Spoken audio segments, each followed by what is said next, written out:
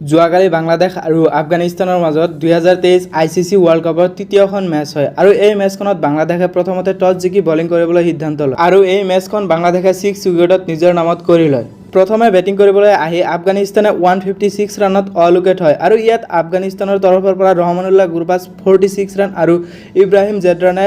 22 run বনায় আৰু ইয়াত বাংলাদেশৰ তৰফৰ পৰা বহুত ধুনীয়া এটা বলিং এটাক দেখিবলৈ পোৱা যায় য'ত বাংলাদেশৰ কেপ্টেইন সাকিব আল হাসান 3টা উইকেট লয় আৰু বাংলাদেশৰ বৰ্তমান আটাইতকৈ বেছি ফৰ্মত থকা প্লেয়াৰ মেহেদী হাছান মিৰাজে 3টা উইকেট লয় আৰু তাৰ পিছত যেতিয়া বাংলাদেশ 157 ৰানৰ টাৰ্গেট চেজ কৰিবলৈ আহে তেতিয়া বাংলাদেশৰ আৰম্ভণিটো প্ৰথমতে সিমান এটা ভাল হোৱা নাছিল য'ত ওপেনিং বেটসমেন তানজিদ হাছান মাত্ৰ 5 ৰান কৰে আৰু লিটন দাস 13 ৰান কৰি আউট হৈ যায় কিন্তু ইয়াৰ পিছত বাংলাদেশৰ ষ্টাৰ অলৰাউণ্ডাৰ মেহেদী হাছান মিৰাজ আৰু নাজমুল হুছেইন শান্তৰ মাজত এটা ভাল পাৰ্টনাৰশ্বিপ দেখিবলৈ পোৱা যায় য'ত নাজমুল হুছেইন শান্ত 59 ৰান কৰে আৰু মেহেদী হাছান মিৰাজে 57 ৰান কৰে। মেহেদী হাছান মিৰাজে এইবাৰৰ প্ৰত্যেকটো মেচতে ভাল এটা পাৰফৰ্মেঞ্চ দিছে। আপুনি এছিয়া কাপত কক বা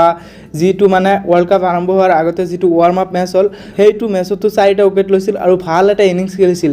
আৰু আজিও মেহেদী হাছান মিৰাজৰ তৰফৰ পৰা এটা ধুনীয়া ইনিংছ দেখিবলৈ পোৱা গৈছে য'ত তেওঁ অকলে 3টা উইকেট লৈছে আৰু 57 ৰান কৰিছে আৰু এনেদৰে বাংলাদেশে 6টা উইকেটত ICC ৱৰ্ল্ড কাপ 2023ৰ থাৰ্ড মেচখন নিজৰ নামত কৰি লয়।